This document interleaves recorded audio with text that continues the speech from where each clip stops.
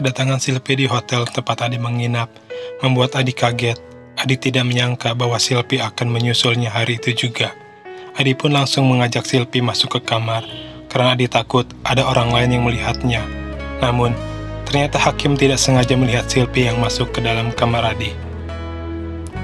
Hakim yang mengira wanita itu adalah wanita panggilan, karena sebelumnya Hakim belum pernah bertemu dengan Silpi. Dan Hakim tidak mempermasalahkan hal itu, karena Hakim sendiri pun sering jajan di luar alias memesan wanita panggilan. Setelah Silpi masuk ke dalam kamar, Adi bertanya kenapa Silpi begitu cepat datang menyusulnya. "Kok kamu cepat banget nyusulnya? Aku kira kamu besok kesini," tanya Adi. "Aku udah kangen banget sama kamu, Mas," jawab Silpi. "Tapi kalau temen yang lain lihat bisa bahaya," ucap Adi. "Tenang, Mas. Aku gak akan keluar dari kamar ini, jadi kita aman, gak akan ada yang lihat," ucap Silpi, sembari terus memeluk dan menggoda Adi. Dan mereka pun tidur bersama sambil melakukan hubungan terlarang. Di lain tempat, Anita tiba-tiba merasa sakit di bagian perut. Anita meminta tolong kepada asisten rumah tangga untuk menelpon dokter pribadi. Mbak, teriak Anita memanggil asisten. "Iya, Bu," jawab asisten. "Tolong Mbak telepon dokter pribadi aku. Aku merasa sakit di perut." ART pun bergegas menelpon dokter dan berinisiatif menelpon Adi. Namun Adi tidak menjawab karena sedang asik bersama Silpi. Tidak lama kemudian dokter datang dan memeriksa Anita. Ternyata Anita tidak apa-apa, namun Anita jangan banyak pikiran dan jangan terlalu capek. Pagi pun tiba. Adi yang baru bangun langsung melihat handphonenya. Ternyata ada panggilan tak terjawab dari nomor ART. Adi langsung menelpon ART dan menanyakan ada apa tadi malam dia menelpon. ART pun mengatakan bahwa semalam Anita merasa sakit di bagian perutnya. Lalu Adi langsung menelpon Anita, bertanya apa yang terjadi. "Halo Mah, kata si Mbak, semalam perut kamu sakit, kenapa?" tanya Adi lewat telepon.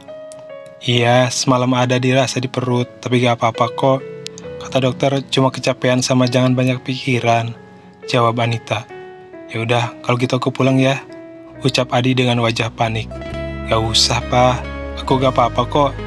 Lagian kan kamu lagi kerja," ucap Anita, namun Adi tetap akan pulang. Setelah menutup teleponnya, Silpi bertanya kepada Adi. "Ada apa, Mas?" tanya Silpi. "Semalam perut Anita sakit," jawab Adi. "Terus, gimana keadaan Anita?" tanya Silpi lagi. "Dia baik-baik saja. Anita cuma kecapean saja," jawab Adi kembali. "Sepertinya aku mau pulang hari ini. Aku khawatir dengan Anita," ucap Adi dengan wajah panik. Namun Silpi mencegahnya. "Nanti aja, Mas. Aku kan belum puas bareng-bareng sama kamu," ucap Silpi terus menggoda Adi. "Tapi Anita sakit, Yang," jawab Adi.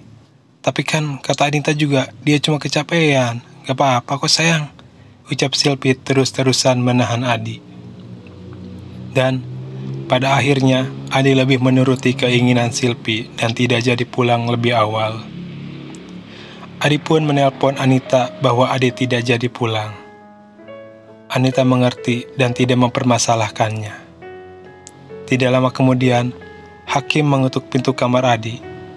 Adi kaget dan panik mendengar suara Hakim. Adi menyuruh Silpi untuk bersembunyi di kamar mandi. Lalu Adi menemui Hakim. Adi pun berbicara dengan Hakim. "Ada apa, Hakim? Pagi-pagi amat." "Enggak, gue cuma mau nanya, lo mau pulang bareng gak? Tak mau liburan dulu?" tanya Hakim. "Kayaknya gue mau jalan-jalan dulu deh. Kalau lo mau balik, lo balik duluan aja," ucap Adi. "Oke, kalau gitu gue duluan." Hakim pun pergi meninggalkan kamar Adi. Namun, tiba-tiba Hakim berbalik arah dan menanyakan tentang Silpi. "Oh ya, Di, semalam gue lihat ada cewek masuk kamar lo. Siapa? Lo booking dari mana?" tanya Hakim sambil tersenyum. Adi pun panik dan hanya diam saja. "Udah Di, santai aja. Gak usah panik gitu. Gue juga sama cowok," ucap Hakim. Hakim pun meninggalkan Adi dan pulang lebih awal. Adi berkata dalam hatinya. Ternyata Hakim melihat Silpi. Namun, beruntung Hakim tidak mengenalinya. Beberapa hari pun berlalu. Adi yang menghabiskan liburan bersama Silpi merasa senang. Bahkan, Adi sering lupa memberi kabar. Bahkan ketika Anita menelpon, Adi jarang mengangkat teleponnya. Karena Adi terlalu sibuk berduaan dengan pelakor itu. Hingga pada waktunya Adi pulang ke rumahnya. Anita menyambut suaminya pulang dengan bahagia. Keesokan harinya, Adi bersiap akan pergi ke kantor. Anita merasa aneh. Biasanya, ketika Adi pulang dari luar kota, Adi selalu ada waktu libur. Dan Anita pun menanyakan, "Pah, kok kamu kerja? Biasanya kan kalau habis dari luar kota, kamu suka istirahat dulu beberapa hari." "Iya, ini aku lagi banyak kerjaan, jadi aku gak bisa libur dulu," jawab Adi. Anita masih merasa aneh. Namun, Anita terus berpikir positif dan tak ingin membuat Adi tertekan oleh pertanyaannya. Namun, ketika Adi sudah pergi ke kantor, ternyata Anita melihat ada nota pembayaran sebuah tas wanita di kantong jas Adi. Anita mulai curiga apa yang disembunyikan suaminya. Anita mulai mencari tahu, bahkan Anita mencoba mengecek transaksi rekening Adi. Namun, tidak ada yang mencurigakan dari transaksi di rekening Adi. Anita tetap saja aneh, kenapa ada nota pembayaran di kantong jas Adi. Anita ingin langsung menanyakan kepada Adi. Setelah Adi pulang bekerja, Anita langsung menanyakan nota itu. Namun, Adi menyangkal bahwa nota itu memang milik dia. Namun, tas itu hadiah untuk istri CEO yang sedang ulang tahun. Tapi, ketika Anita menanyakan di mana tas itu, Adi langsung marah. "Terus, kalau tas itu untuk hadiah ulang tahun, di mana tasnya?" tanya Anita. "Kamu kenapa sih?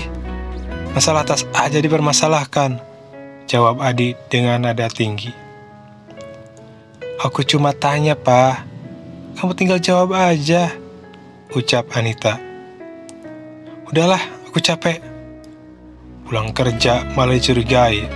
Aku mau istirahat," ucap Adi sambil meninggalkan Anita. Anita sakit hati mendengar ucapan suaminya.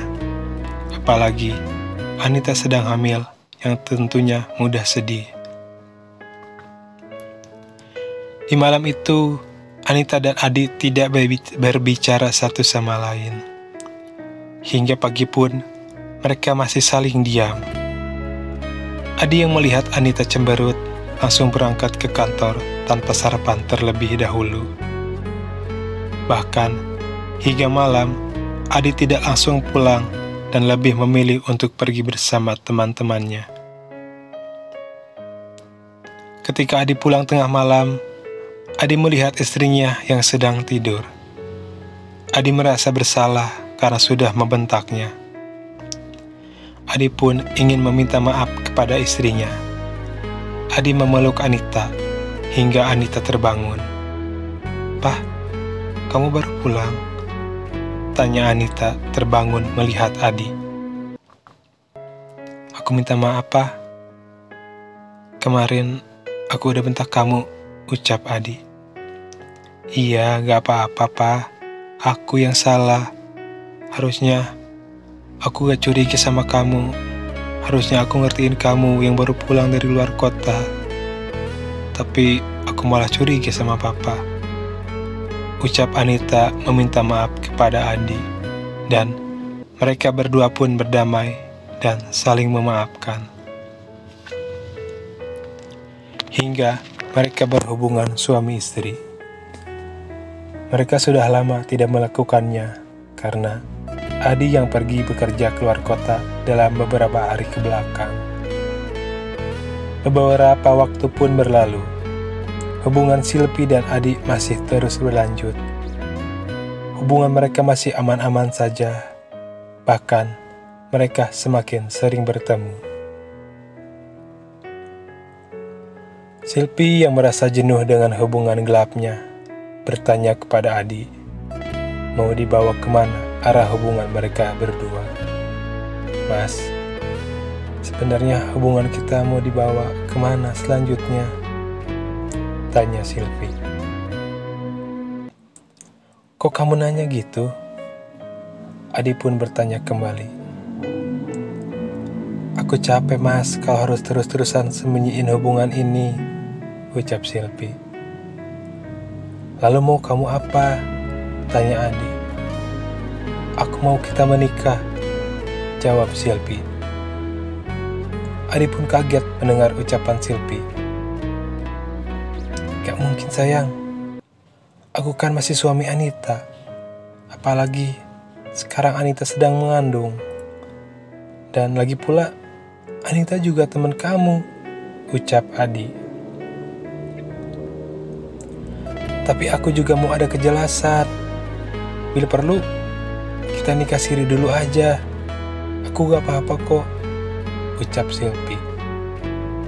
Baik, nanti aku pikirin dulu. Tapi gak sekarang. Anita sedang mengandung anak aku. Aku gak mau kenapa-kenapa sama anak-anakku, ucap Adi. Tapi kamu janji nikahin aku? Tanya Silpi. Iya, aku janji, tapi gak sekarang, ucap Adi. Adi nampaknya begitu berat untuk meninggalkan Silpi, begitupun dengan Anita. Adi terjebak di dalam permainannya sendiri. Adi bingung harus bagaimana. Berbulan-bulan berlalu, kehamilan Anita pun semakin membesar. Mungkin tidak lama lagi Anita akan melahirkan. Namun, hubungan Adi dan Silpi masih saja berlanjut. Bahkan, mereka berencana akan menikah meskipun hanya menikah secara siri. Orang tua Silpi pun mengetahui tentang hubungan Silpi dan Adi. Namun mereka tidak mempermasalahkannya. Padahal, mereka tahu Adi adalah suami orang lain. Bagi orang tua Silpi, kekayaan Adi lah hal yang utama, meskipun anaknya harus jadi istri kedua. Ternyata, orang tua Silpi dan Silpi sendiri adalah orang yang materialistis. Hidup mereka hanya mementingkan uang tanpa memperdulikan kebahagiaan orang lain. Hingga suatu hari, Anita merasakan sakit bagian perut. Anita merasa dirinya akan melahirkan. Namun, pada waktu yang sama, Adi malah pergi bersama Silpi. Untuk melepas nafsu mereka, Anita pun dilarikan ke rumah sakit oleh orang tuanya. Orang tua Anita bertanya, di mana Adi? Anita berkata bahwa Adi pergi keluar kota karena ada pekerjaan mendadak. Orang tua Anita pun menelpon Adi, namun Adi tidak mengangkatnya. Adi terlalu sibuk berduaan di kamar bersama Silpi. Padahal, di rumah sakit, Anita sedang berjuang, bahkan bertaruh nyawa untuk melahirkan anak mereka. Namun, Adi membalasnya dengan perselingkuhan.